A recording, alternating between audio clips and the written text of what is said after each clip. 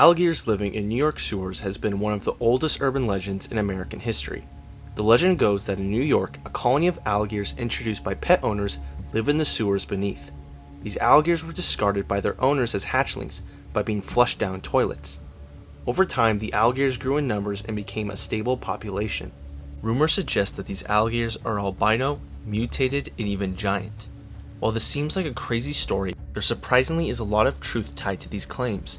The general idea of alligators living in sewers began sometime in the late 19th century, with one supposed example being an alligator living in Atlanta in 1873.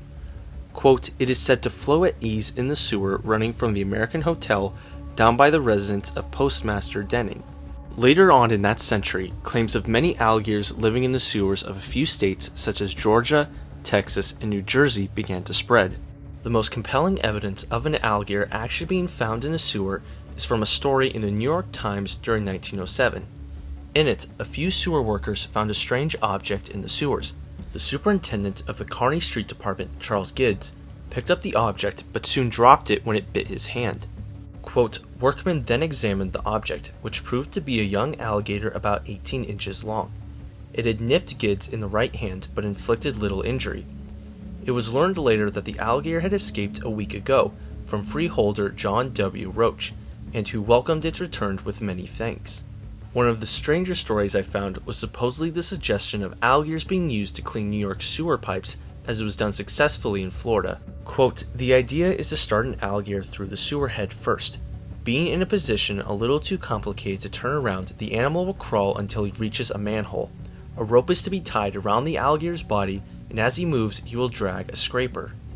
A more notable story, specifically for the New York legend, was when some young boys found a nearly 3-foot alligator, later identified to be a crocodile, in the Bronx River. Quote, "A 30-inch alligator inhabitant of Crestwood Lake in the Bronx River Parkway at Crestwood succumbed to the attack of 2 small boys this week, according to reports from the Parkway Police Headquarters in Bronxville, where the youths proudly delivered their prize.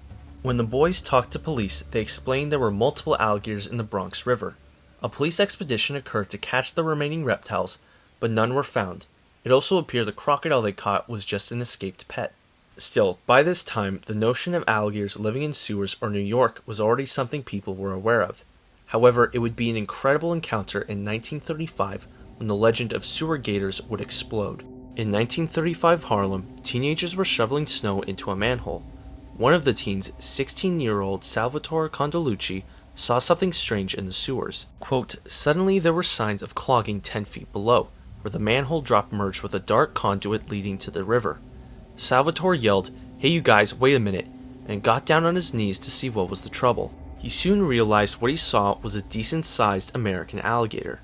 The teens pulled the alligator out with a rope, and the gator ended up being about 7 to 8 feet long and 125 pounds. The alligator was obviously not handling the cold well, but was still showing signs of life. The alligator actually snapped its jaws at the boys, and the boys proceeded to beat the alligator to death with their shovels. They brought the alligator to the Lehigh Stove and Repair Shop, where the gator was shortly displayed. The following photo was shown in the New York Daily News, and at that moment, the legend of alligators living in the sewers of New York was truly born. Once more alligators were found in New York over the next few decades, the legend began growing at a rapid rate. One of the main reasons for the legend's growth was due to a book titled The World Beneath the City by Robert Daly. Coming out in 1959, Daly explains the stories of a man named Teddy May, who was a supposed superintendent of sewers. In it, May explains how the legend of alligators in sewers was indeed real, and more than just a few random pets being found. May explained how back in 1935, some sewer workers came to him and explained they saw alligators in the sewers. May thought they were drunk, but decided to take a look for himself. Quote, "The beam of his own flashlight had spotlighted alligators whose length on the average was about 2 feet. Some may have been longer. Avoiding the swift current of the trunk lines under major avenues, the beasts had wormed up the smaller pipes under less important neighborhoods, and there Teddy had found them. The colony appeared to have settled contentedly under the very streets of the busiest city in the world." The theory of small pet alligators being flushed down toilets existed at this time, but the book also implied that many alligators were thrown into the sewers by lifting up manhole covers. As shocking as a colony of alligators in the sewers was, it did not last long. According to May, many factors led to the demise of these gators. Quote, some succumbed to rat poison. Others were harassed by sewer inspectors into swimming into the trunk mains, where the Niagara-like current washed them out to sea. Some were drowned when blockages filled their secluded pipes with backwash to the very top. And a few were hunted down by inspectors with 22 rifles and pistols, not as part of the job, but as sport, possibly the most unusual hunting on Earth, a veritable sewer safari.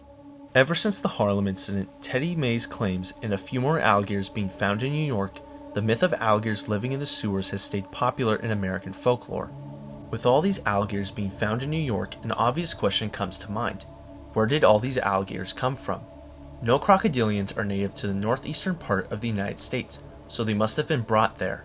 The most likely theory is the majority of these alligators were released pets. As early as the late 19th century, it was normal for alligators to be sold as pets. There were 3 common ways for people back then to attain a pet alligator.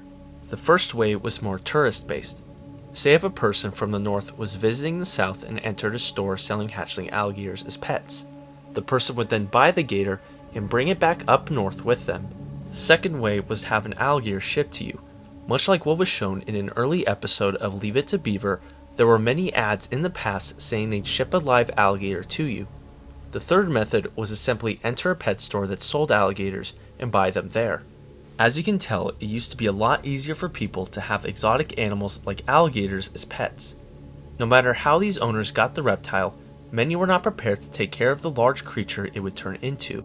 Once the hatchlings grew past the 10-inch and cute stage of their life, many of those owners no longer wanted them as pets, so a lot of the owners discarded them by flushing them down a toilet, releasing them in public waterways, or opening a manhole and dropping them into the sewers. This is actually something that commonly happens throughout the entire United States. 2 famous cases of this are Reggie and Chance the Snapper. Reggie was an American alligator that lived in Lake Machado of Los Angeles, California from 2005 to 2007. He evaded capture for a long time until the Los Angeles Zoo was finally able to get a hold of him. He is now displayed at the LA Zoo. Chance the Snapper is another American alligator released into Humboldt Park of Chicago, Illinois in 2019. He was finally caught by alligator trapper Frank Robb and now lives in the St. Augustine Alligator Farm Zoological Park. Bottom line, is it true that many alligators were found in New York sewers or New York in general? Absolutely yes. Beyond the confirmed cases I've previously stated, there have been more crocodilians found in New York in recent years. In 2001, a spectacled caiman was found in Central Park. In 2010, an American alligator was found in Queens. In 2017, 2 American alligators were found in upstate New York. And in 2023, an American alligator was found in Prospect Park, just to name a few cases. However, the whole urban legend is not 100% true. There has been no actual evidence to suggest a stable colony of alligators ever lived in the sewers of New York, or that these alligators were albino, mutated, or enormous. All these claims either come from anecdotal evidence or hearsay. Bottom line, as much as this legend is grounded in some reality, you most likely won't be seeing an alligator anytime soon in the Big Apple. To learn more about the animals you just saw, buy the second edition of What We Get Wrong About Crocodilians. It examines claims of giant crocodiles, a World War II massacre, regenerating tails, alligators in the sewers, their record land speeds, and more. The book examines claims many, including experts, get wrong about these animals, and the second edition includes updated information, pictures, and more. Buy What We Get Wrong About Crocodilians, the second edition, in physical or digital formats. Link in bio, comments, or description to buy.